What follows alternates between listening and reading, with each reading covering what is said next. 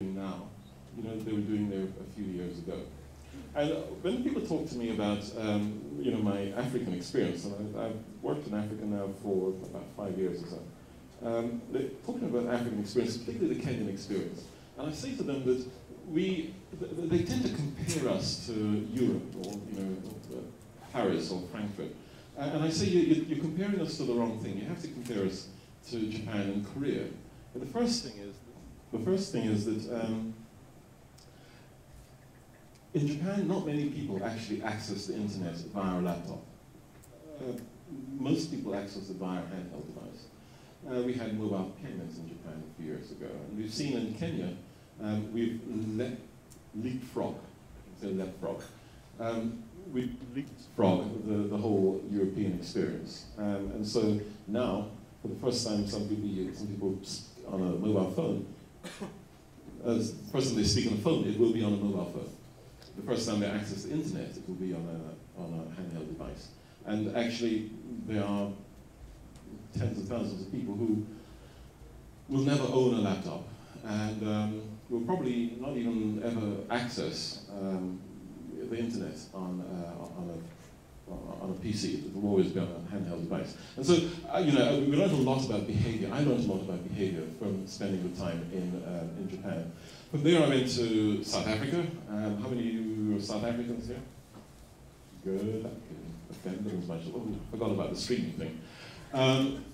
So South Africa is a very interesting country for lots of reasons. But South Africa also thinks themselves as being, the leader in Africa. And I have to say that even in the 1 year that I've been here in Kenya, I found this to be a much more vibrant technology market and environment than South Africa ever was, for lots of different reasons. And so when I was offered the job here, and it was a surprise that I was offered the job, one, because I didn't apply for it, and two, because I didn't think that I was capable of doing the job. After a year, I'm still not so sure. Ken doesn't smile. But Michael came to me in Johannesburg and said, look, we're struggling to find a replacement, and I think you can do the job. And I said, I don't. He says, well, I do. And I've been doing it for 10 years, so I know what's required. And I said, well, I've got some shortcomings. He said, yeah, but the good thing is we know what your shortcomings are, so we can work with those. And so I was very flattered when the board finally says, fine, you can have the job, but don't tinker with things too much.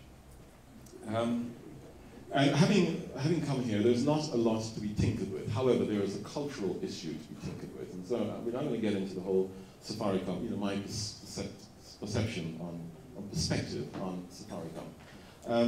One of the first things I did when I came to the company is I went across my direct reports. There were quite a few of them at the time. There were about 15 of them, 13 of them. And asked them the same series of questions. And the questions were simple. What is it that we are so proud of in Safaricom that we should not lose? The second question was, what is it that you hope that the new CEO will change in the company? The third question was, what are you concerned that the CEO might change in the company, what it might do in the company? And then the fourth question was, what is your advice to me as the new CEO to be successful? So I asked that across my direct reports, and then I went down several layers of the organization and asked them the same question. And then I asked the question outside, so with our business partners, with our customers, with our vendors, just to see where the alignment was. The alignment across my team, the alignment further down the organization, and how we see ourselves relative to how people saw us. And it was interesting. As we do in Africa.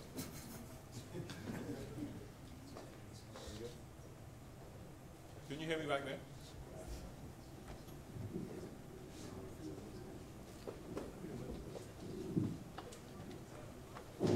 Yeah, we're good. So it was interesting. There were some themes which came out. The bits which were more worrying for me is that we at Safaricom were seen as being a particularly arrogant company. You didn't have to nod quite so quickly. Let me get to my full stop first. We were pretty arrogant. We were unapproachable, and it's inevitable as the company has grown and the kind of growth rates that we've seen, and the impact that we have on society in general. It's not surprising that we start to kind of get a little bit of a big head. But I was surprised actually at how within the company people were saying that if there's anything you do, Bob, could you get rid of the arrogance of the company? So within the company, people were saying that. And, you know, I can look at Ken, and Ken was one of the people who said that. We are not approachable. We bully our way around. And it's good, you can get away with that for so long. I come from a slightly different perspective, and it's a slightly more modest perspective on life. And that is that I don't believe that in the 21st century world, people can afford to, number one, do things themselves, and which is why this community is such a fantastic community. The second thing is, I've forgotten what the second thing is now. I don't believe that that arrogance actually gets you very far. It buys you a little bit of time, but ultimately, you know, you're going to nod like the way you just nodded, and you know, we deserve it, frankly. We carry this, and this is where I kind of get into a little bit of trouble with my team, the teams who've been around for a while. We carry this thing to say that we are innovative. So in amongst the things that people said we are proud of at Safaricom, and don't lose it, it was innovation. We are very innovative. And you know, I humor them for a while, and for the Safaricomers who are watching the live stream, forgive me. I humor them for a while, but I say to them, I say to guys like Ken, and I have to tell you that Ken is one of my most trusted team members, and a man for whom I have a great deal of personal affection. And I say to them, okay, so let's put M-Pesa to one side, because we kind of flogged that thing to death. What else were we innovative about? And I can ask you, what else was Safaricom innovative about? Thibault and I were